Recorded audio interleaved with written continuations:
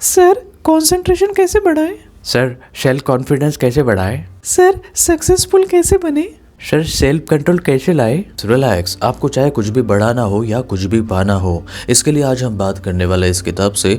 इस किताब का नाम है the monk who sold his Ferrari. Robin Sharma ji author है। बहुत ही खूबसूरत सी किताब है। इस किताब में ऐसे मेथड दिए हुए हैं, 10 मेथड दिए हैं जो आपके लाइफ को पूरी तरह से बैलेंस करते हैं। अगर आपको लाइफ में कुछ भी पाना हो, सेल्फ कंट्रोल, सेल्फ कॉन्फिडेंस, या फिर आपको सक्सेस होना, या फिर हेल्थ, हैप्पीनेस, लव, रिस्पेक्ट, सब कुछ पाने का राज इस किताब में दिया हुआ है, इन 10 मेथड में दिया हुआ है। पर मैंने इन 10 मेथड को शॉर्ट करके सिर्फ यहाँ पर मैंने 6 मेथड बनाए हैं। ये 6 मेथड आपको करना है। इन 6 मेथड को करने से आपकी लाइफ पूरी तरह से बदल जाएंगी 100%। तो मैडम जी, सर जी, रिलैक्स, पहले आप चैनल को सब्सक्राइब कर दीजिए। मैं आपको इस मेथड के बारे में बताऊंगा और इस मेथड को आपको कैसे यूज़ करना है इसके बारे में भी मैं आपको बताने वाला हूं। तो इसको सिर्फ आपको सुनना नहीं है, अपने ज़िंदगी में आपको इसे उतारना भी है, यानी कि इन मेथड को आपको पूरी तरह से फॉलो भी करना है। तो नंबर 1 मेथड है हेल्थ मेथड। बिना हेल्थ के अगर आपको सक्सेस मिल जाए तो क्या आपको खुशी होगी? अगर आप अपना हाथ काट कर देंगे और बोलेंगे कि मुझे 10 करोड़ दे दो, तो क्या आपको खुशी होगी? नहीं ना, क्योंकि हेल्थ ज़रूरी है। इसलिए हेल्थ मेथड कहती है कि हमेशा आपको हेल्दी रहना है, एक्सरसाइज करना है। उसके लिए, हेल्दी रहने के लिए आप यहाँ पर योगा भी कर सकते हैं, वॉकिंग कर सकते हैं, जॉगिंग कर सकते हैं। आप हेल्थ के लिए जिम भी कर सकते हैं और स्विमिंग कर सकते हैं। कुछ भी आप हेल्थ के लिए कर सकते हैं जिससे आपकी हेल्थ अच्छी रहेंगी। और हेल्थ अगर अच्छी रहेंगी तो आपका माइंड भी अच्छा रहेगा, क्योंकि हेल्थ में माइंड भी आता है। अगर आपकी हेल्थ अच्छी रहेंगी तो आपका माइंड भी तरोताज़ा रहेगा, अच्छे अच्छे विचार आपके माइंड में आएंगे। इसलिए हेल्थ के लिए आपको कुछ ना कुछ तो हर दिन करना ही है। अगर खुद पर कंट्रोल पाना है तो सबसे पहले अपनी बॉडी पर कंट्रोल लाना है, अपने माइंड पर कंट्रोल लाना है। और ये कंट्रोल आएगा एक्सरसाइज करने से। बेस्ट ऑप्शन है कि आप योगा कर सकते हैं, और उसमें भी बेस्ट है कि आप इसमें प्राणायाम कर सकते हैं, जिसको कहते हैं ब्रीदिंग एक्सरसाइज। नंबर 2 मेथड है डाइट मेथड। अगर आपको मैं बोलूँ कि आपको भूखे पेट स्टडी करना है तो क्या आप कर पाएंगे? अगर मैं आपको बोलूँ कि आपको भूखे पेट भाषण देना है तो क्या आप दे पाएंगे? बिल्कुल नहीं दे पाएंगे, क्योंकि जब तक हम खाना नहीं खाते हैं हमें एनर्जी नहीं मिलती है। इसलिए डाइट से हमें मिलती है एनर्जी। लेकिन आपने ये बात तो सुनी होगी कि जैसा खाओ अन्न वैसा बने मन, जैसा पियो पानी वैसे हो वाणी। ये आयुर्वेद में 2 लाइन है। इसका मतलब है कि जैसा हम अन्न खाते हैं, यानी कि फूड खाते हैं, उसका सीधा सा असर हमारे बॉडी पर और हमारे माइंड पर पड़ता है। जैसा हम पानी पीते हैं, यानी जैसा हम लिक्विड पीते हैं, उसका सीधा असर हमारे बॉडी पर पड़ता है। और ये 100% बिल्कुल सत्य है और होता भी है। मैंने काफ़ी बार इसे आजमा कर देखा है। अगर आप सात्विक फूड खाते हैं तो आपका पेट अच्छा रहता है, और पेट अच्छा रहेगा तो आपका माइंड ज़्यादा दौड़ेगा, ब्रेन आपका ज़्यादा काम करेगा, नए नए अच्छे विचार आएंगे। लेकिन अगर आप जंक फूड खा लिया या फिर हेवी फूड खा लिया जिससे आपका पेट भरा भरा सा है और पेट आपका बैलेंस नहीं है, तो आपका पूरा ध्यान पेट पर ही रहेगा। आपके माइंड में आपको कुछ सूझेगा नहीं, आपको क्या करना है वो भी नहीं समझ में आएगा। आप अपने पेट को पकड़ कर बैठे रहेंगे। सिंपल सी बात है कि आपके डाइट को अच्छा रखना है। डाइट को अच्छा रखने का यहाँ पर ये मतलब है कि आपको जंक फूड नहीं खाना है, फास्ट फूड नहीं खाना है। अगर खाना भी है तो थोड़ा बहुत खाना है, एक लिमिट में खाना है। आपको सलाद ज़्यादा खाना है, आपको ऐसी चीज़ें खाना है जो तरोताज़ा और ऑर्गेनिक रहती है। आपको ऐसी चीज़ें नहीं खाना है जो बासी है या बहुत दिनों की है। मानो जैसे पैकेट फूड होते हैं, वो काफ़ी दिनों से बने रहते हैं, तो वैसा खाने से आपका ब्रेन भी पैक हो जाएगा। और यहाँ पर डाइट का ये मतलब नहीं है कि आपको सिर्फ खाने पर ही ध्यान देना है।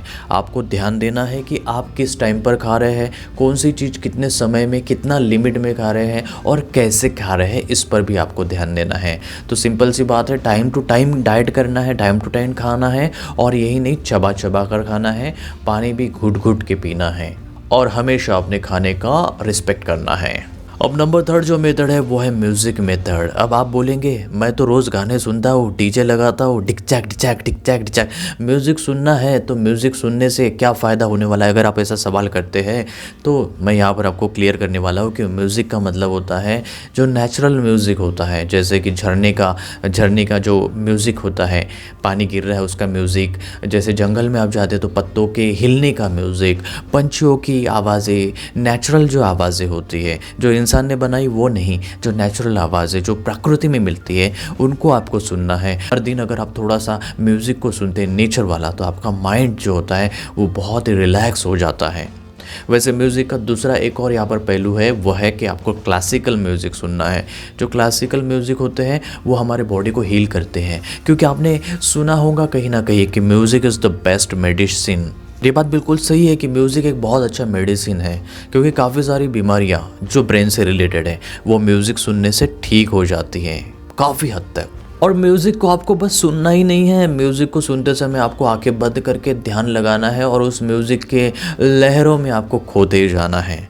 तो इससे आपका ब्रेन शार्प होगा। और इस किताब में तो ये भी बताया गया है कि म्यूज़िक को बस आपको सुनना नहीं है, ध्यान नहीं लगाना है, आपको थोड़ा सा नाचना भी है, डांस भी करना है, थोड़ा सा हाथ पैर भी हिला लेते हैं अगर म्यूज़िक पे, तो और भी ज़्यादा मज़ा आ जाएगा। नंबर 3 जो मेथड है वो है एफर्मेशन। एफर्मेशन का मतलब होता है कि हमें कुछ ऐसे ऑटो सजेस्ट करना है हमारे शब्दों को जो हमें चाहिए लाइफ में।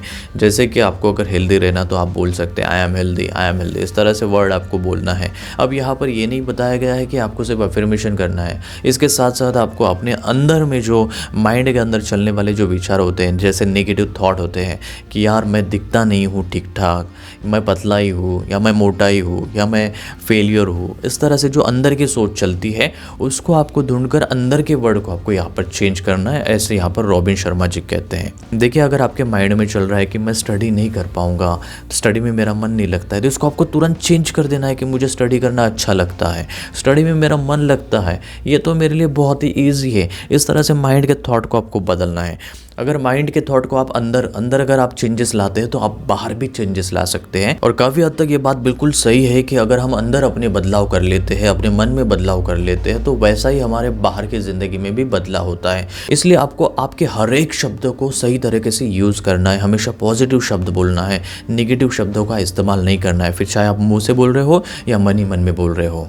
तो नंबर 5 की तरफ बढ़ते हैं, वो है नॉलेज। नॉलेज का मतलब होता है ज्ञान। सबसे पहले तो यहाँ पर ऑथर कहते हैं कि आपको ज्ञान लेना है लाइफ के बारे में, कि आपकी लाइफ क्या है, आप क्या है, आपकी बॉडी क्या है, आपकी सांसें क्या है, आपका माइंड क्या है। इस तरह से अपने आप को आपको समझना है, इसका आपको नॉलेज लेना है। इस नॉलेज को लेने के लिए आप किताबें पढ़ सकते हैं।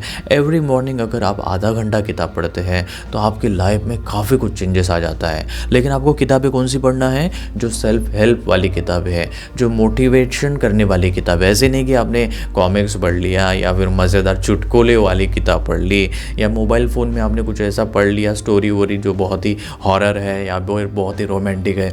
ऐसा आपको नहीं पढ़ना है। आपको किताबें पढ़नी है जो हेल्प करती है, जो नॉलेज देती है, जो स्पिरिचुअल नॉलेज देती है, ऐसी किताबें आपको पढ़नी है।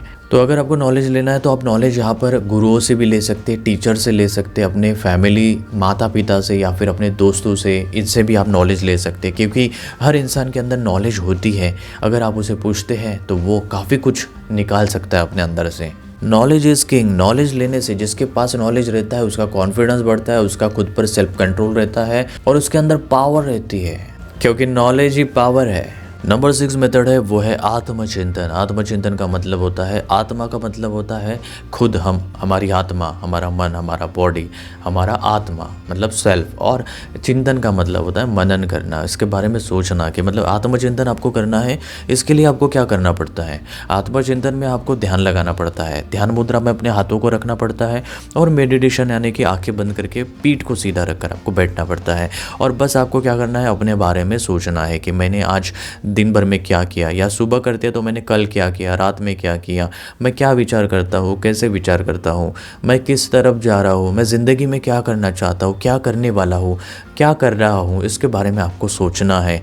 मतलब सोचना है मतलब जानना है अपने बारे में, सेल्फ अवेयर आपको रहना है। तो आत्मचिंतन में आपको ज़्यादा से ज़्यादा अपने बारे में, अपने माइंड के बारे में जानना है, अपनी आत्मा के बारे में जानना है। और ऑथर तो यहाँ पर यह भी कहते हैं कि अगर आप आत्मचिंतन करते हो और उसमें अगर आपको कोई गलत बात अपने बारे में पता चलती है तो उसको आपको लिख लेना है। आपको क्या सही करना है, क्या गलत करना है, उसके बारे में आपको एक बुक में, नोट में लिख लेना है और लिखने के बाद फिर उसको आपको ठीक करने की कोशिश करना है। अगर आपको आपकी लाइफ को बेहतर बनाना है तो आपको आत्मचिंतन करके फाइंड करना है कि मुझे क्या करना चाहिए, तो वो आपको लिख कर रखना है। आपको बड़ी बड़ी से सवाल का जवाब मिल जाएगा आत्मचिंतन करने से। और आत्मचिंतन में आप ये भी फाइंड कर सकते हैं कि आप कैसा जीवन जी रहे हैं। आप लालची तो नहीं हैं, आप गुस्सा तो नहीं करते ज़्यादा, या फिर आप ज़्यादा विचार करते हो, या फिर आप प्रेजेंट में जीते हो या फ्यूचर में या पास्ट में कैसे आप जीते हो, इसके बारे में आत्मचिंतन करके आप फाइंड कर सकते हैं और फिर उसमें आप सुधार कर सकते हैं। तो सुधार करने से फिर आपका सेल्फ कंट्रोल आ जाएगा, आपका कॉन्फिडेंस लेवल बढ़ेगा, आपको हैप्पीनेस मिलेगा, हेल्थ मिलेगा, सक्सेस भी आपको लाइफ में मिलेगा, अपने गोल को अचीव भी आप कर पाएंगे आत्मचिंतन करने से। तो इन 6 मेथड से आपका सेल्फ कंट्रोल बढ़ेगा, यहाँ तक कि आप अपनी लाइफ को पूरी तरह से बैलेंस कर पाएंगे। खुद पर पूरा कंट्रोल, खुद पर कंट्रोल यानी कि लाइफ पर भी आपका कंट्रोल आ जाएगा। और इसके अलावा बोनस मेथड ये भी है कि आपको सुबह जल्दी उठना चाहिए। आपको चाहे रात में कितनी भी देर हो जाए सोने के लिए, सुबह आपको अर्ली मॉर्निंग सूरज निकलते समय आपको उठना चाहिए। इसके अलावा ऑथर यहाँ पर यह भी कहते हैं कि दूसरों को माफ़ करना, दूसरों के बारे में अच्छा सोचना, उनकी भलाई के बारे में सोचना, नॉलेज भी दूसरों को देना। और ऑथर यहाँ पर यह भी कहते हैं कि आपको ज़्यादा से ज़्यादा समय अकेले में बिताना है। अकेले में बिताने का मतलब है कि आपको संन्यास नहीं लेना है, आपको बस अपने घर में किसी एक कमरे में बंद करके अपने आप को ध्यान लगाना है या फिर अकेले रहना है कुछ समय के लिए। इससे क्या होता है, अकेले रहने से आपका माइंड ज़्यादा शार्प होने लगता है और आपके माइंड में नई नई आइडियाज़ और कल्पना आने लगती है, जिससे आप नया कुछ इस दुनिया को दे सकते हैं। तो लास्ट शब्दों में ऑथर यहाँ पर कहते हैं कि लाइफ का सही मकसद है निर्वाण यानी कि मुक्ति। तो इन 6 मेथड से अपने लाइफ को बैलेंस कीजिए और लाइफ का मज़ा लीजिए। Enjoy every moment. तो फिर मिलते हैं नया कुछ लेकर, तब तक के लिए thank you, take care and relax.